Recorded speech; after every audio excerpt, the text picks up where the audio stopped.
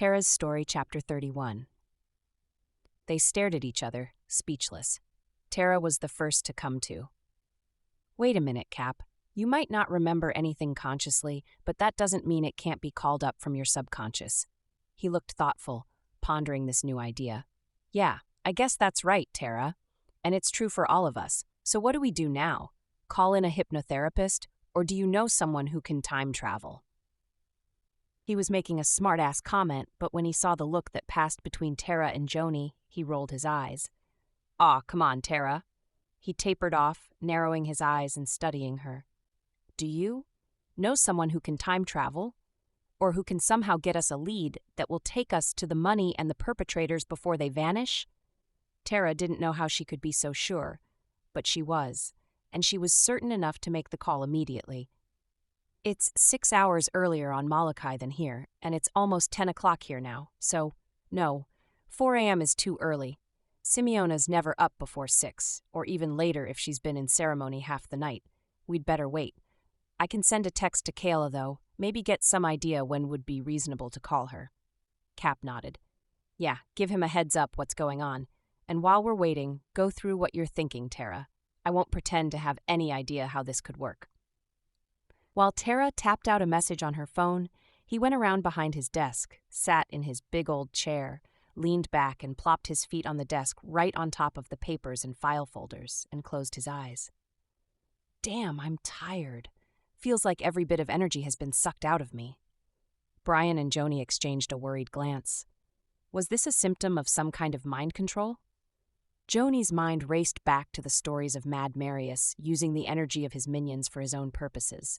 She searched her memory for stories from her grandmother about their family's experiences in such situations, rubbing her temples as she did.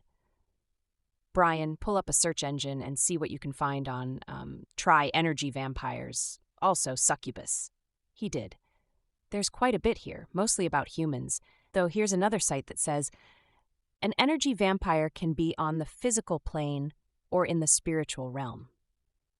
He gritted his teeth. I know people like this. Here's another site says, an energy vampire is a person who feeds off your emotional or psychic energy. People who display energy vampire traits generally lack empathy, consideration, and or emotional maturity. As a result of the pain or insecurity they feel inside, energy vampires are addicted to preying on the vitality of others as an attempt to heal their inner suffering.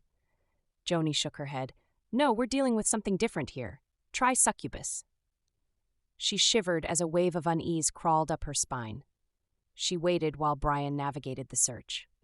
No, Joni, a succubus takes a female form. Here's how it's described. A succubus is a demon from hell that occupies a female body. Succubi prey on emotionally weak men and steal their souls through sexual activity. They use the collected soul fragments to gain power and enslave more men. The 4 pillars of a succubus entity are lust, greed, gluttony, and selfishness. He looked up. If we're thinking in terms of Mad Marius, what's the male version of a succubus? Joni thought a minute. Incubus. Try incubus. She shuddered again as a new wave of unease crept up and down her spine. Ugh, what nasty energy. Just from thinking about those creatures. The atmosphere in the room had definitely darkened. Okay, found it. Thank you, Wikipedia. Listen. An incubus is a demon in male form who, according to mythological and legendary traditions, lies upon sleeping women in order to engage in sexual activity with them. 1. Its female counterpart is a succubus. Salacious tales of incubi and succubi have been told for many centuries in traditional societies. Some traditions hold that repeated sexual activity with an incubus or succubus may result in the deterioration of health, an impaired mental state, or even death. But what if? Brian took a deep breath and blurted out, Joni, what if one of these creatures is, bisexual? Cap's feet hit the floor with a loud thump, and he rocked forward in his chair. That has got to be the most disgusting thought possible, Grim. Ugh! Cap grabbed his wastebasket and retched into it, nothing but phlegm exiting his mouth. He wiped away the spittle and reached for the cold coffee in his mug and took a big gulp, swishing it around his mouth before spitting into the basket. When he sat back, he looked green and weak. Sorry, Cap, just a thought, Brian uttered, sticking his cell phone back in his pocket. Terra had frozen during this exchange, but now she sat up straight. Cap, He looked at her. I'm pretty sure we're dealing with a demon here, but I'm not sure it steals energy sexually. I think if it is Mad Marius, he knows how to absorb energy without even touching the donor. And remember, energy flows from stronger to weaker, which means he has less than you, if you were a donor. Cap looked a little less green, but still distressed. Well, thanks, Terra. That's not quite as repulsive, but still bad enough. She nodded. I know, it's freaky even considering these kinds of possibilities, but better to be aware than to be blindsided. Look, we've still got a couple of hours or more to wait before we can talk to Simeona. Let's check in on the others who got coordinates to see if there's a pattern here. Good idea, Terra. Can y'all do it somewhere else? I've got to catch some rest here. He looked nervously at the sofa. Though I'm leery about being attacked in your sleep? Brian finished for him. Cap, I'll keep watch here while these two plow through the list. Maybe you'll be able to doze if I'm here to guard the energies? Relief showed on Cap's face, along with exhaustion. Thanks. Cut grim. I'm in way over my head here with this paranormal stuff. I'm glad you're here. He laid down on the sofa as soon as everyone shifted out of his way and folded his arm over his eyes. Brian leaned back in his side chair, relaxed but alert, while Terra and Joni filed quietly out. They didn't reconvene in Cap's office until early afternoon. As it turned out, Simeona had indeed been in ceremony most of the previous night. Cal knew this and waited until he was pretty sure she was awake to drive over to her home and bring her back to his, where she could get on a Skype call. Simeona steadfastly refused to have either a cell phone or computer. Terra and Joni returned to Cap's office with a stack of files and takeout from booze to feed everybody. Cap seemed refreshed, and he sure was hungry. He grabbed a po' boy and a fat pickle and started to eat. So what you got? He mumbled around the food in his mouth. Our guess was right, Cap. Looks like every one of the 12 who received coordinates to the copters also has missing hours and missing memories. Several of the, less fit have felt almost ill, certainly not well, more than could be accounted for by simply missing sleep. They plopped the paperwork on the coffee table and unwrapped their lunches. The room was quiet for a bit while they ate, only the soft buzz of conversation from surrounding offices penetrating their thoughts. Finally, Terra's phone pinged and she checked the notification. Kayla says Simeona's ready to chat. How about we turn your monitor around this way, Cap? You have a wireless keyboard, so I can manage the connections from here and then we can all be comfy while we talk. There was a bit of shuffling while they got situated. A few minutes while Terra loaded the Skype screen, and then the familiar tones announced an incoming call. Pretty soon, a familiar face appeared on the screen, bringing a smile to Terra's face. Hi, Dad. Thanks for helping pull this together. Glad to help anytime, sweetheart. Simeona is right here. He moved into the background so that Simeona could take up the whole screen. Hiya, Han. Good to see you. Kala says you all got a serious situation going on and need my help. Not sure what I can do, but go ahead, tell me about it, and let's see. Thanks, Mamo. Well, let's see where to start, probably with what we think we're dealing with. There's several parts. Have you read anything in the papers? No, you don't read papers either, do you, Mamo? Simeona shook her head, completely unperturbed with her lack of awareness of international news. Okay, let me try again. We've been without electricity for 4 days now, nearly 5, which means no water either.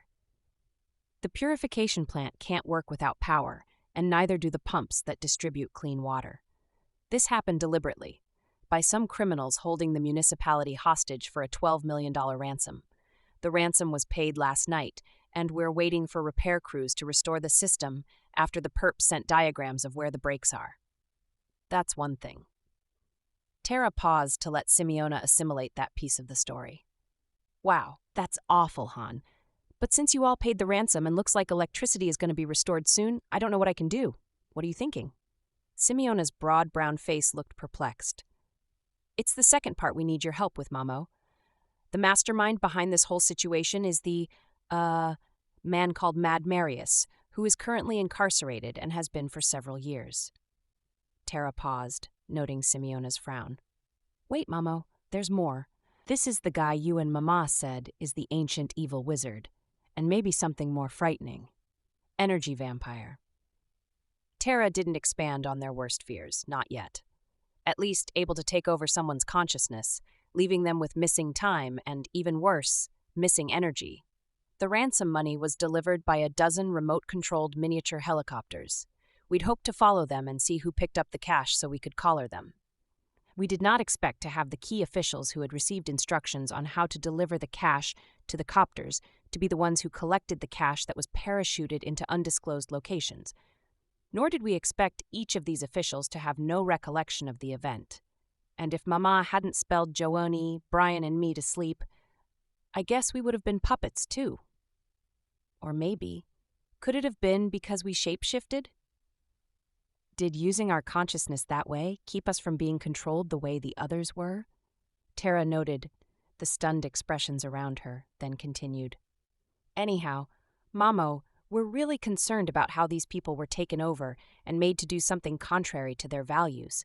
And we need help to track the money to the culprits so this kind of blackmail doesn't hit more municipalities.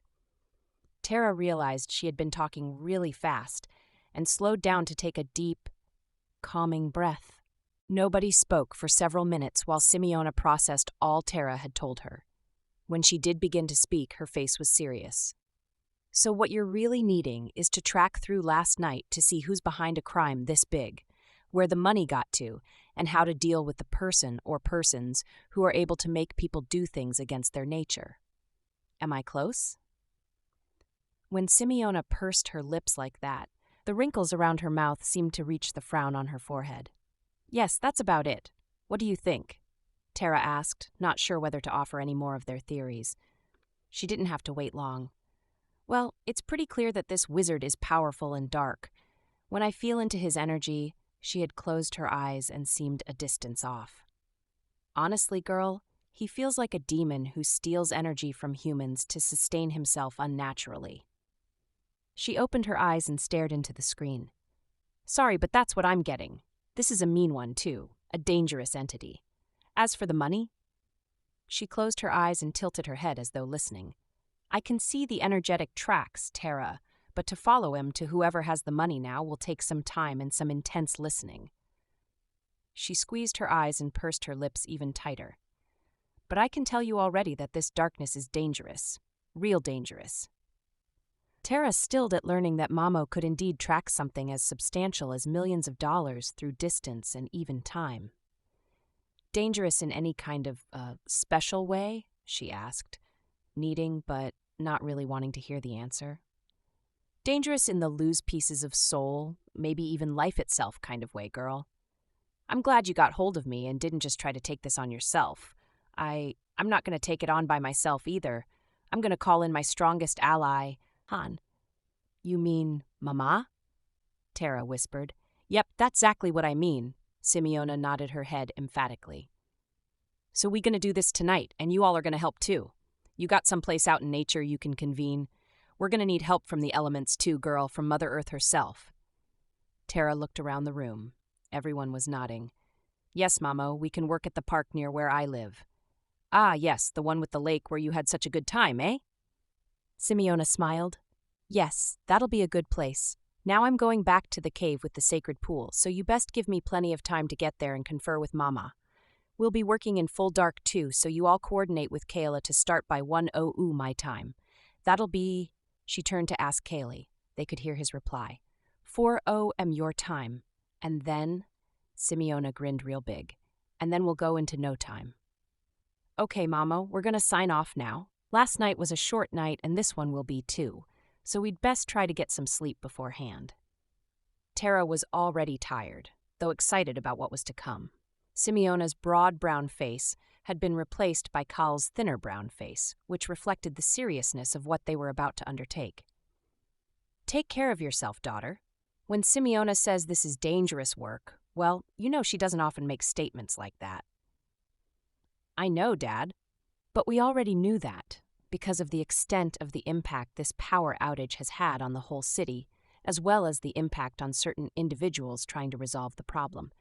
You know, I wouldn't have called if we didn't know this isn't any ordinary situation. Once we recognized the supernatural elements, we knew we needed help. Thanks for being there. Okay, love. Now try to get some rest, and I'll see what I can do to help Simeona deal with this situation. We'll talk soon, one way or another. Right, Dad. Talk later. I love you. Kale's image vanished from the screen. Terra looked around the room and saw the same somber awareness on each face. So, we reconvene at my place about 3:30, ready to help Mamo track the money and locate the perps. Until then, we get whatever rest we can.